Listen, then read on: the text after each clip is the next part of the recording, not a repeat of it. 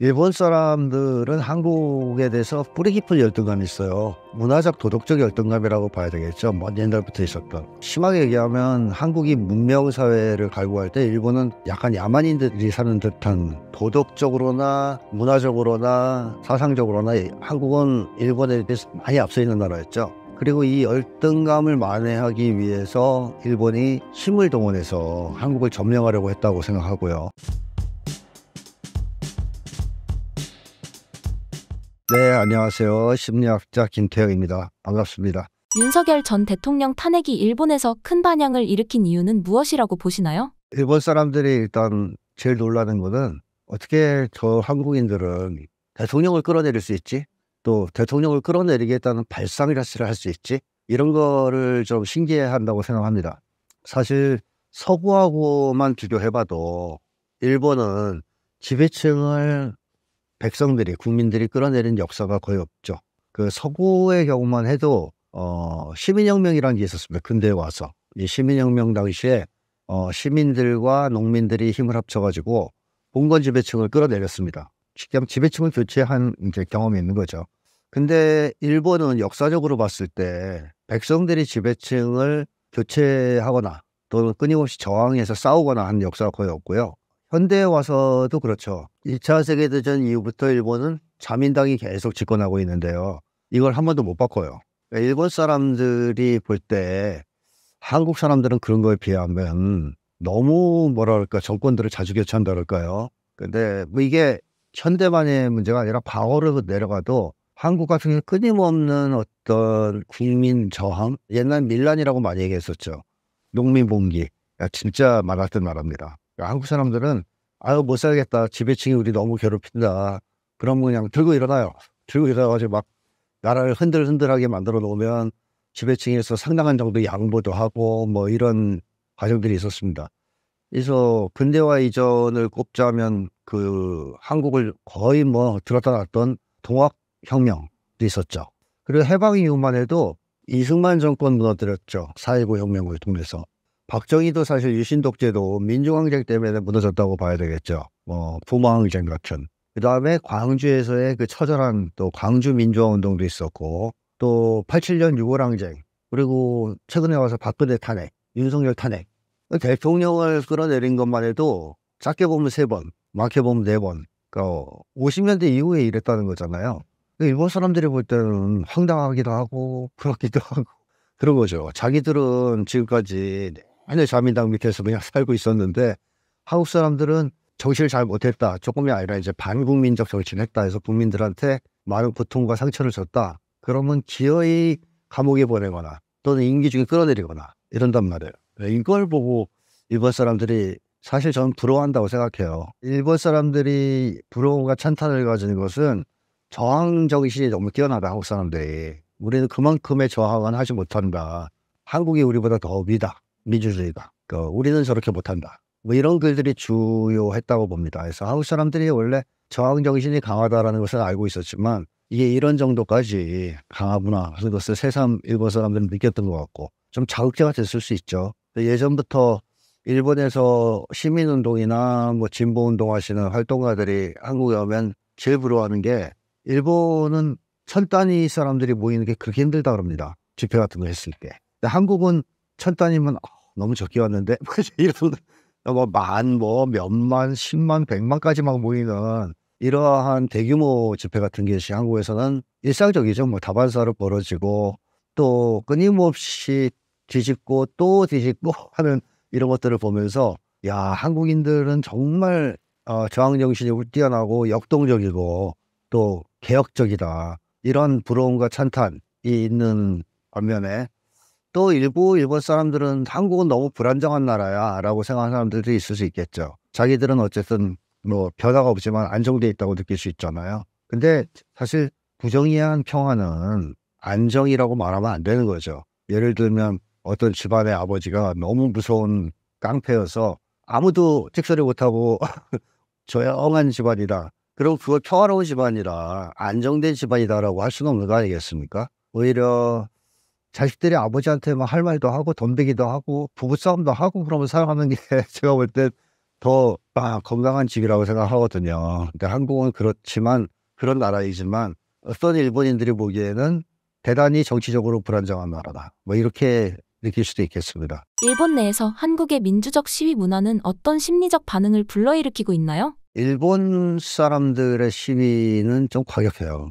일본의 시위 문화는 한번 일어나면 굉장히 좀 폭력적인 면이 있고 공격적이고 과격한 측면이 있다. 그런 모습을 보여줬던 게 과거 일본의 전공투 운동이라고 할 수 있습니다. 이 과거에 한때 서구에서 68혁명 비슷하게 일본에서도 전공투라는 학생운동이 폭발적으로 일어난 적이 있었죠.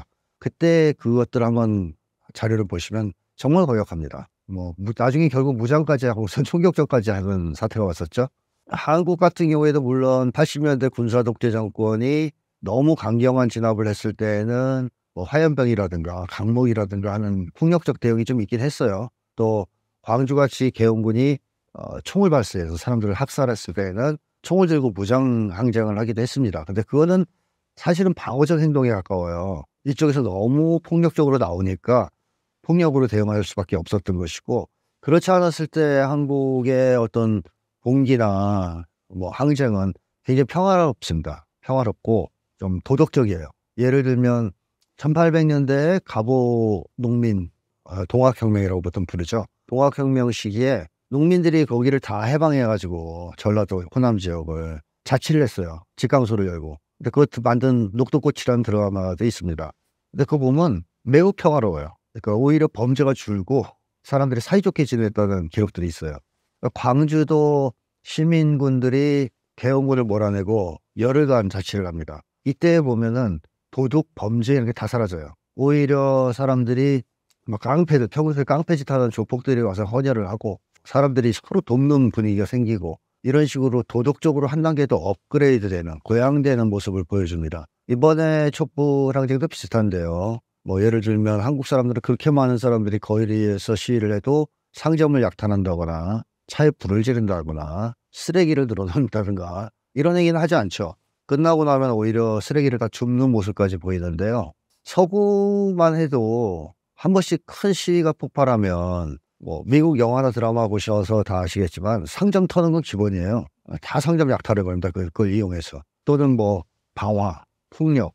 그러니까 이거는 어떤 차이에서 오는 거냐면 서양 사람들이나 일본 사람들의 이 대규모 집회 같은 경우에는 그 집회에 참여한 사람들을 지배하는 정서가 부정적 정서가 많습니다. 뭐 분노, 적대감, 뭐 짜증, 뭐 이제 혐오 뭐 이런 식의 부정적 정서가 많아요. 막 과격하고 눈도 막 살벌하고 그러다가 이제 조금 걸리면 막 다 부시고 막 이러기도 하는 건데, 한국 사람들의 대규모 집회를 지배하는 정서는 긍정적 정서가 압도적이에요. 그러니까 한국 사람들은 대규모 집회가 열리면 희열, 기쁨, 행복감 뭐 이런 긍정적 정서를 체험합니다. 근데 왜 이런 차이가 나오냐 하면, 제가 지난번 시간 때도 한국인의 우리주의에 대해서 말씀을 드렸는데 한국인들은 우리가 되었을 때 가장 행복한 사람들이거든요. 근데 그 대규모 집회에서 사람들이 하나가 된다고 느낄 때 이 사람들은 딱 우리가 됐다고 느낍니다. 그 순간. 마치 월드컵 거리응원이랑 비슷한 거예요. 그때도 하나가 됐다, 우리가 됐다라는 느낌에 충만했었는데, 이런 항쟁, 촛불 항쟁에서도 사람들 우리가 됐다는 느낌을 가지게 돼요. 그럼 그 순간 그 전에 가졌던 부정적 감정을 우리가 된 데서 느끼는 긍정적 감정이 압도해버립니다. 그러니까 기분이 좋죠. 즐겁고 행복하고. 따라서 그런 기분의 기초에서 하는 행동이기 때문에 폭력적이고 과격한 행동 또는 공격적인 행동은 거의 안 나옵니다. 오히려 어떤 행동들이 나오냐면 서로 돕고 위해주는 분위기, 서로 아껴주고 위해주고, 옆 사람이 뭐 없으면 막 양보해주고, 또 음식도 막 서로 챙겨서 먹여주려고 그러고 선결제도 하고, 그리고 기분 좋으니까 흥이 나서 잘 놀아요. 또 축제 분위기예요. 막 공연도 하고 놀고 노래도 부르고 기분들이 좋아요. 그러니까 한마디로 한국 사람들은. 그러니까 이런 것들이 외국 사람들한테 굉장히 성숙한 모습으로 비춰질 거라고 보입니다. 저 사람들은 진짜 화가 나서 사실 거리에 나온 건데 뭔가 응징하고 요구하려고. 근데 막상 모이면 폭력적이고 과격한 모습이 아니라 굉장히 질서정연하고 또 떠면서 축제 같고 서로 위해주는 아름다운 모습을 보여준다. 이건 대단히 높은 수준의 이제 집회나 시위 문화다, 이렇게 외국인들은 보죠. 그게 저는 한국인들의 그 우리주의가 만들어낸 하여튼 장점이다, 우리 민족에. 저는 그렇게 생각합니다. 한국과 일본의 외교 관계는 최근 정치적 사건들로 인해 어떤 변화를 겪고 있다고 보시나요? 한일 관계가 부침을 겪고 있거나 뭐 문제가 있는 경우는 대체로 일본 쪽 책임이 많습니다. 일본 쪽 책임이 많다기보다는 다 일본 책임이라고 해도 과언이 아니죠. 왜냐하면 우리 한국은 역사적으로 볼 때 일본한테 해를 끼친 일이 없죠. 뭐 나쁜 짓 한 건 없어요. 문물을 전해주고 뭐 이런 좋은 일을 했지, 일본을 쳐들어가서 점령하거나 일본을 식민 지배하거나 또 뭐 일본을 뭐 수탈하거나 이런 적이 없습니다. 반면에 일본은 한국 덕을 많이 봤어요. 한국이 과거에는 소위 이제 문물을 전해주는 주요한 국가였고, 사실 일본을 문명화시켜주고 개봉해준 나라가 한국이에요. 이제 그런 나라이고, 임진왜란 때도 지네가 쳐들어온 거지 뭐 우리가 쳐들어간 거 아니죠. 그리고 대마도 정도 한번 정벌한 적이 있으나 그것은 왜구가 너무 약탈을 하기 때문에 그 혼내주러 간 거예요. 그래서 혼내주고 돌아왔죠. 그 정도가 다고요. 해방 이후에도 보면은 식민지 지배를 당했음에도 불구하고 우리는 일본에 특별한 보복 같은 거 한 적이 없어요. 해방 이후에 일본은 한국 전쟁 덕분에 오히려 득을 봤죠. 경제 성장에 큰 도움이 됐죠. 그리고 그 이후에도 한일 관계에서 뭐 한국이 일본에 해끼친 건 없다. 반면에 일본은 한국을 식민 지배했음에도 불구하고 그러한 과거사에 대해서 반성, 제대로 된 반성, 사과 한 적이 없습니다. 제대로. 그냥 오히려 막 없는 것처럼 덮으려고 그러고 책임을 회피하기에 급급하고 피해자한테 책임을 덮어씌우기도 하는. 그래서 위안부 문제 같은 경우가 대표적이죠. 그건 아예 뭐 없다고 부정하지 않습니까? 게다가 독도는 엄연히 한국 땅인데 계속 뺏으려고 그러고 뭐 이러다 보니까 한일 관계가 안 좋았던 거 아니겠어요? 한일 관계의 문제점은 대부분 일본 책임이다. 근데 이 일본 책임을 어떻게 대응하느냐에 따라서 한일 관계가 달라질 수 있는데, 한국 정부 중에서 그러한 일본의 과거 문제에 대해서 원칙적 입장을 가지고 빨리 사과해라, 제대로 반성하고, 그런 입장을 가지면 좀 껄끄러워요. 일본은 그거 싫어하기 때문에. 근데 오히려 저자세를 취하면서 뭐 없던 일을 하고 미래가 중요하고, 그러니까 우리는 한일 군사동맹 기꺼이 하겠다, 이렇게 나가면은 일본 사람들은 좋아하고요. 한일 관계가 마치 평탄한 것처럼 보이기도 하는데, 아까도 얘기했지만 평탄한 게 아니에요. 한국의 저자세로 인해서 불공정한 한일 관계가 만들어지는 거거든요. 백성들은 부글부글하죠, 그 순간. 예를 들면 라임 사태만 하더라도 정부가 우리 기업을 지켜줘야지 왜 일본 정부 편을 드느냐. 국민들은 막 분이 치솟는데 정부는 한일 관계가 원만하다 그래요. 왜냐? 일본의 군국주의 세력, 지배층이 원하는 거를 다 들어주기 때문에. 저는 정말로 제대로 된 한일 관계는 한국의 국익 중심의 외교를 하는 정권이 들어서서 일본에게 할 말 다 하고 원칙적으로 요구할 거 요구하고 일본도 거기에 대해서 동의하면서 그야말로 정상화되는 것이 한일 관계에서 제일 좋다. 일본 정부도 사대적인 정권이 들어서면 좋아는 하는데 사실 깔봅니다. 그리고 오히려 강도적인 요구를 더 많이 해요. 근데 자주적인 정권이 들어서면 껄끄러워하는 것 같지만 속으로는 경외심도 있어요. 일본 사람들 힘센 사람 무서워하거든요. 경외심도 생기고, 그 다음에 어떻게 보면 강도적인 요구를 잘 못하죠. 그래서 저는 정권이 제대로 된 정권이 쓰고 일본을 원칙적인 자세로 대하고 일본 정부가 거기에 호응할 때 한일 관계는 정상화될 수 있다고 생각합니다. 한국의 글로벌 영향력 확대가 일본인의 문화적 심리적 자존감에 어떤 영향을 미칠 가능성이 있나요? 일본 사람들은 한국에 대해서 뿌리 깊은 열등감이 있어요. 이 뿌리 깊은 열등감 때문에 사실 문화적 도덕적 열등감이라고 봐야 되겠죠. 먼 옛날부터 있었던.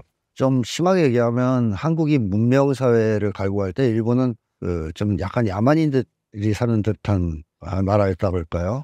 좀 심하게 비유하자면. 그래서 하여튼 도덕적으로나 문화적으로나 사상적으로나 한국은 일본에 비해서 많이 앞서 있는 나라였죠.